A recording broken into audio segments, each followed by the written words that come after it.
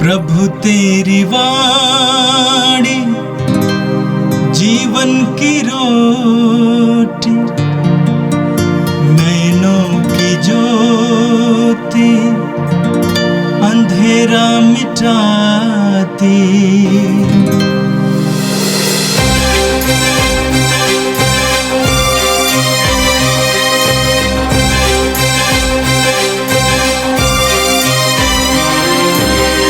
प्रभु तेरी वाणी जीवन की रोटी, नैनों की ज्योति अंधेरा मिटाती। प्रभु तेरी वाणी जीवन की रोटी, नैनों की ज्योति अंधेरा मिटाती। वाणी वाणी वाणी वाणी वाणी पवित्र है, शाश्वत है, जीवन का मन्ना है। 28 अप्रैल मंगलवार। पहला पाठ प्रेरित चरित अध्याय 11 पद संख्याएं 19 से 26 तक। स्तेफनुस को लेकर यरूशलेम में अत्याचार प्रारंभ हुआ था। जो लोग इस कारण बिखर गए थे वे फेनिसिया, कुप्रुस तथा अंतकिया पहुंच गए। वे यहूदियों के अतिरिक्त किसी को सुसमाचार नहीं सुनाते थे, किंतु उनमें से कुछ कुप्रुस तथा किरीन के निवासी थे और वे अंतकिया पहुंचकर यूनानियों को भी प्रभु यीशु का सुसमाचार सुनाने लगे। प्रभु इनकी सहायता करता था। बहुत से लोग विश्वासी बनकर प्रभु के पास लौट आए। यरूशलेम की कलीसिया ने उन बात की चर्चा सुनी और उसने बरनाबस को अंताकिया भेजा। जब बरनाबस ने वहां पहुंचकर ईश्वरीय अनुग्रह का प्रभाव देखा तो वह आनंदित हो उठा। उसने सबों से अनुरोध किया कि वे सारे हृदय से प्रभु के प्रति ईमानदार बने रहे, क्योंकि वह भला मनुष्य था और पवित्र आत्मा तथा विश्वास से परिपूर्ण था। इस प्रकार बहुत से लोग प्रभु के शिष्य में सम्मिलित हो गए। इसके बाद बरनाबस पौलुस की खोज में तारसुस चला गया और उसका पता लगाकर उसे अंताकिया ले आया। दोनों एक पूरे वर्ष तक वहाँ की कलीसिया के यहाँ ठहरकर बहुत से लोगों को शिक्षा देते रहे। अंताकिया में शिष्यों को पहल मसीही नाम मिला। यह प्रभु की वाणी है। संत योहन के अनुसार पवित्र सुसमाचार अध्याय 10 वाक्य संख्या 22 से लेकर 30 तक। उन दिनों यरूशलेम में प्रतिष्ठान पर्व मनाया जा रहा था। जाड़े का समय था। ईसा मंदिर में सुलेमान के मंडप में टहल रहे थे। यहूदियों ने उन्हें घेर लिया और कहा, आप हमें कब तक असमंजस में रखे रहेंगे? यदि आप मसीह हैं तो हमें स्पष्ट शब्दों में बता दीजिए। ईसा ने उन्हें उत्तर दिया, मैं तुम लोगों को बताया और तुम विश्वास नहीं करते। जो कार्य मैं अपने पिता के नाम पर करता हूं वे ही मेरे विषय में साक्ष्य देते हैं, किंतु तुम विश्वास नहीं करते क्योंकि तुम मेरी भेड़े नहीं हो। मेरी भेड़े मेरी आवाज पहचानती हैं। मैं उन्हें जानता हूं और वे मेरा अनुसरण करती हैं। मैं उन्हें अनंत जीवन प्रदान करता हूं। उनका कभी सर्वनाश नहीं होगा और उन्हें मुझसे कोई नहीं छीन सकेगा। उन्हें मेरे पिता ने मुझे दिया है। वह सबसे महान है। उन्हें पिता से कोई नहीं छीन सकता। मैं और पिता एक हैं। यह प्रभु का पवित्र सुसमाचार है। ख्रिस्त प्रभु की जय।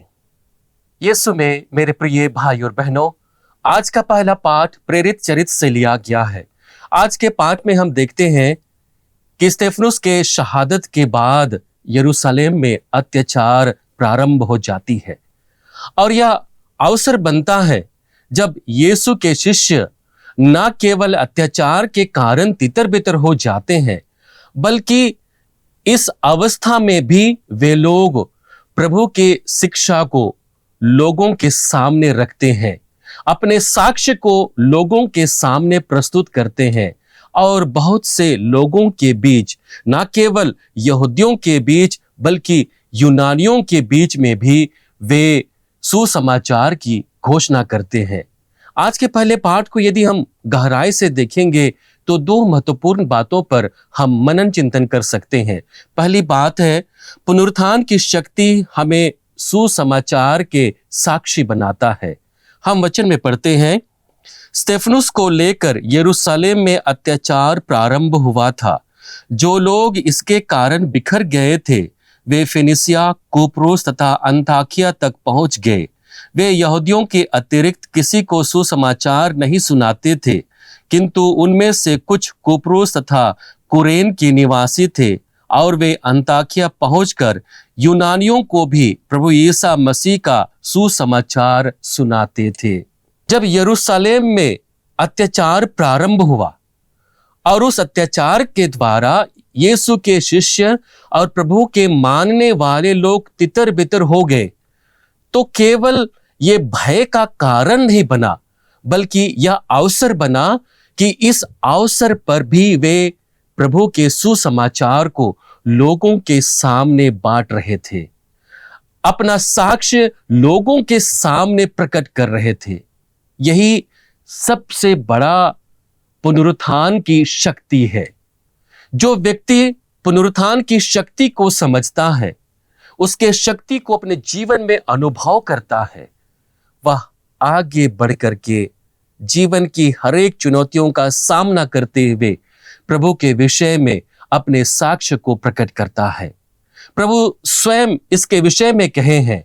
हम प्रेरित चरित अध्याय 1 वाक्य संख्या 8 में पढ़ते हैं, जहां पर यीशु अपने शिष्यों को आश्वासन देते हैं, उन्हें वादा करते हैं और कहते हैं, पवित्र आत्मा तुम लोगों पर उतरेगा और तुम्हें सामर्थ्य प्रदान करेगा और तुम लोग यरूशलेम, सारी यहूदिया और समारिया में तथा पृथ्वी के अंतिम छोर तक मेरे साक्षी होगे।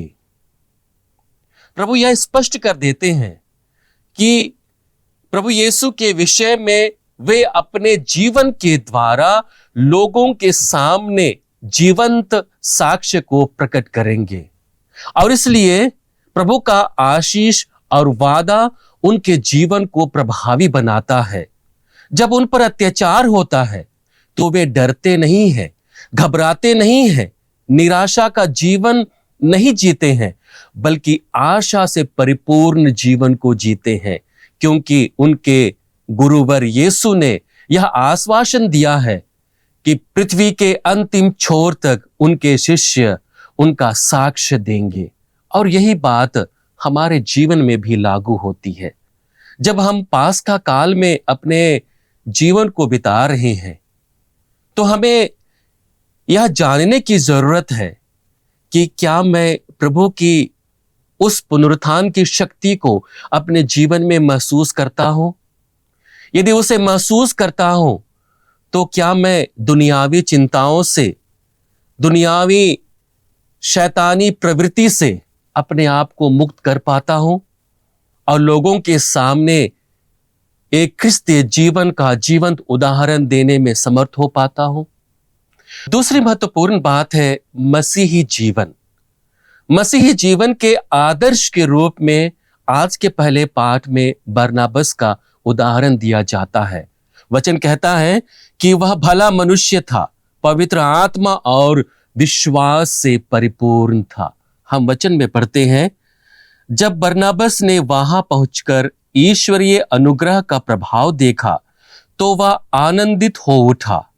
उसने सभी से अनुरोध किया कि वे सारे हृदय से प्रभु के प्रति ईमानदार बने रहें, क्योंकि वह भला मनुष्य था और पवित्र आत्मा तथा विश्वास से परिपूर्ण था।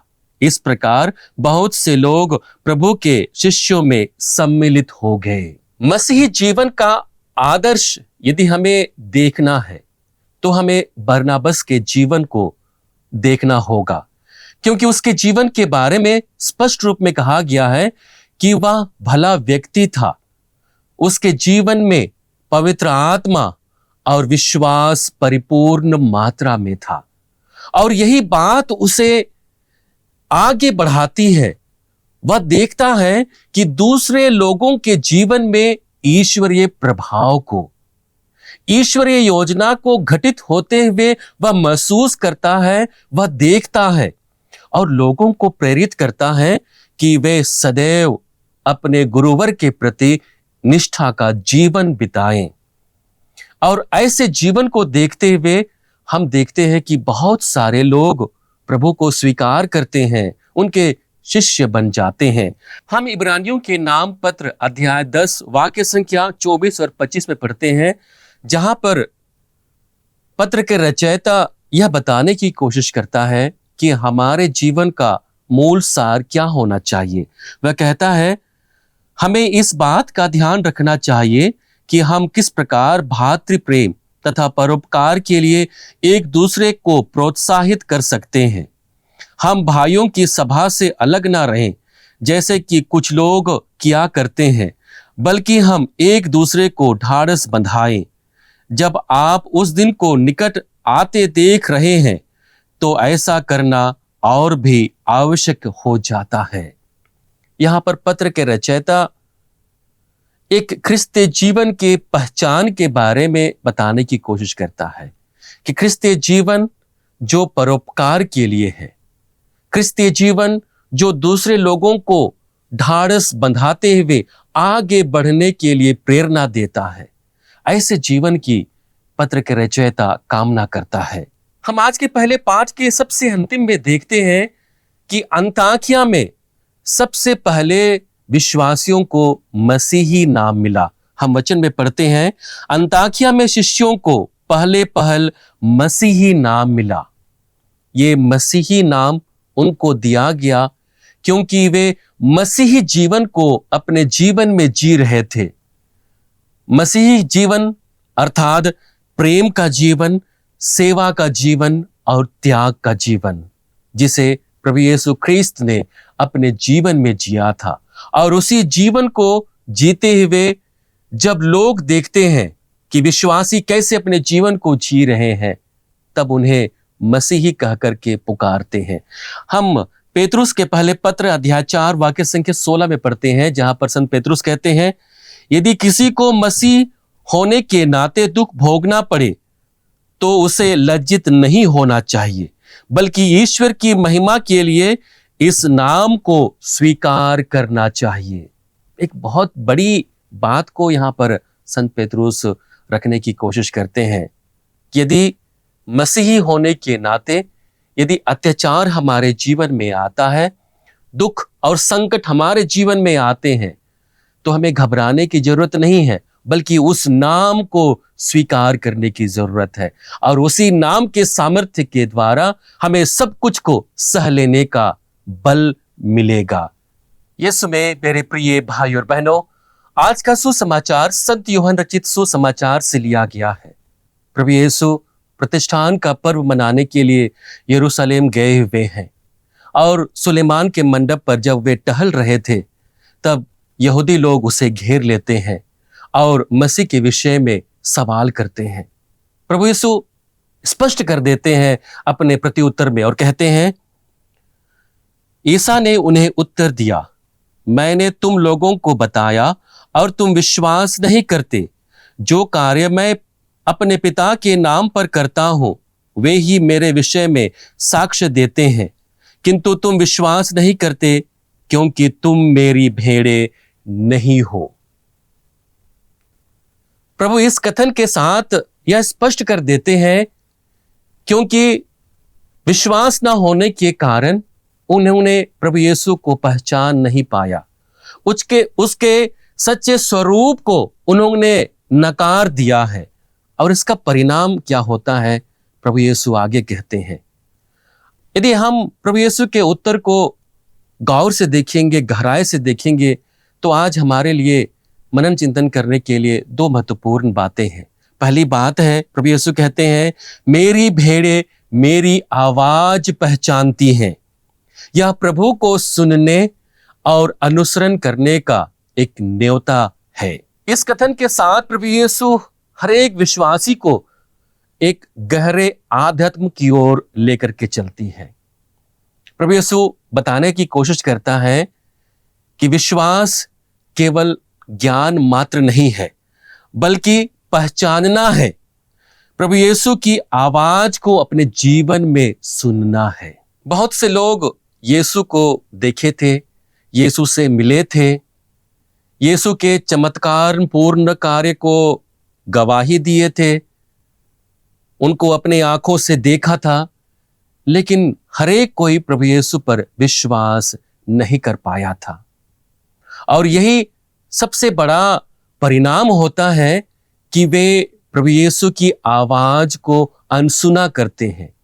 प्रभु यीशु जो उनसे कहना चाहते हैं वे उसे समझ नहीं पा रहे थे, और इसलिए प्रभु यीशु यह स्पष्ट कह देते हैं कि तुम मेरी आवाज को नहीं पहचानते हो, और इसलिए तुम मेरी भेड़े नहीं हो, तुम मुझे नहीं जानोगे, और इसलिए तुम्हारे लिए मसीह के विषय में जो बात है वो तुमसे छुपा हुआ रहेगा। हम संत यूहन्ना रचित सुसमाचार अध्याय 14 वाक्य संख्या 23 में पढ़ते हैं, जहां पर प्रभु यीशु कहते हैं, यदि कोई मुझे प्यार करेगा तो वह मेरी शिक्षा पर चलेगा, मेरा पिता उससे प्यार करेगा और हम उसके पास आकर उसमें निवास करेंगे। जब हम प्रभु की बताई हुई शिक्षा को अपने जीवन में आत्मसात करने की कोशिश करते हैं तो सबसे महत्वपूर्ण सवाल हमारे लिए आता है, क्या मैं प्रभु यीशु के आवाज को अपने जीवन में पहचानता हूं? क्या मैं उसे सुन सकता हूं? और जब मैं उसे पहचानता हूं, सुन सकता हूं, तो मेरे जीवन में प्रभु का प्रेम घटित होगा। प्रभु यीशु अपने पिता के साथ हमारे जीवन में विराजमान हो जाएंगे। ये प्रभु यीशु के प्रेम का सबसे बड़ा प्रमाण है कि जो कोई उसकी आवाज को सुनता है, उसे पहचानता है, प्रभु उसके जीवन में विराजमान होते हैं। दूसरी महत्वपूर्ण बात है, प्रभु यीशु कहते हैं, मैं उन्हें अनंत जीवन देता हूं। हम वचन में पढ़ते हैं, मेरी भेड़ें मेरी आवाज पहचानती हैं, मैं उन्हें जानता हूं और वे मेरा अनुसरण करती हैं, मैं उन्हें अनंत जीवन प्रदान करता हूं। यह हमारे लिए सुरक्षा, आशा और एकता का आश्वासन है। प्रभु यीशु न केवल अपने शिष्यों से बल्कि हर एक विश्वासी से यह वादा करते हैं। यह वादा न केवल भविष्य का है बल्कि वर्तमान का है। जब हम अपने जीवन को जी रहे हैं इस आधुनिकता में, जब हमारे जीवन में लगातार अपने विश्वास को लेकर के चुनौती मिलती है, अपने धर्माचरण को लेकर के चुनौती मिलती है, अपने विश्वास के प्रकटीकरण को लेकर के चुनौती मिलती है, इस समय में प्रभु यीशु यह वादा करता है कि वह हमारे जीवन में विराजमान रहेगा। यह वादा इस बात का है कि हमारा जीवन प्रभु के हाथों में, उसके पिता के हाथों में सुरक्षित रहेगा, और उसी वादे को अपने जीवन में जीने के लिए हमें अपने चुनौतियों को स्वीकार करना है, पापों को स्वीकार करना है और उसके लिए पश्चाताप करना है, दुखों को स्वीकार करना है और उसके लिए ईश्वर को धन्यवाद देना है। हम रोमियो के नाम संत पौलुस के पत्र अध्याय 8 वाक्य संख्या 38 और 39 से पढ़ते हैं, जहां पर संत पौलुस कहते हैं, मुझे दृढ़ विश्वास है कि ना तो मरण या जीवन, ना स्वर्गदूत या नरकदूत, ना वर्तमान या भविष्य, ना आकाश या पाताल की कोई शक्ति और ना समस्त सृष्टि में कोई या कुछ हमें ईश्वर के उस प्रेम से वंचित कर सकता है जो हमें हमारे प्रभु ईसा मसीह द्वारा मिला है। संत पौलुस यह स्पष्ट कर देते हैं कि अनंत जीवन देने वाला पिता और उस अनंत जीवन के भागी बनाने वाला हमारा गुरुवर प्रभु यीशु हमारे जीवन को सुरक्षित रखते हैं। हमारे वर्तमान की दशा से ऊपर उठा करके हमें अलौकिक जीवन की ओर आगे बढ़ाने की कोशिश करता है। हमें जरूरत है कि हम अपने जीवन में, दैनिक जीवन में प्रभु के उसी वचन को सुने, उसकी आवाज को सुने, पहचाने और उसी आवाज को अपने जीवन में आत्मसात करें। आइए हम प्रभु से प्रार्थना करें। हे सर्वशक्तिमान पिता परमेश्वर, हम धन्यवाद देते हैं पिता तेरे पुत्र हमारे प्रभु यीशु ख्रीस्त के लिए, जिनके द्वारा तूने हमें अनंत जीवन का आश्वासन दिया है। प्रभु, जैसे हम इन पवित्र वचनों पर मनन चिंतन कर रहे हैं, हमें बल दे कि हम सदैव तेरे पुत्र को सुने और उसके वचनानुसार अपने जीवन को जी सके। हम यह प्रार्थना करते हैं हमारे प्रभु ख्रिस्त के द्वारा, आमीन। प्रभु तेरी वाणी जीवन की रोटी, नैनों की ज्योति अंधेरा मिटाती। वाणी वाणी वाणी वाणी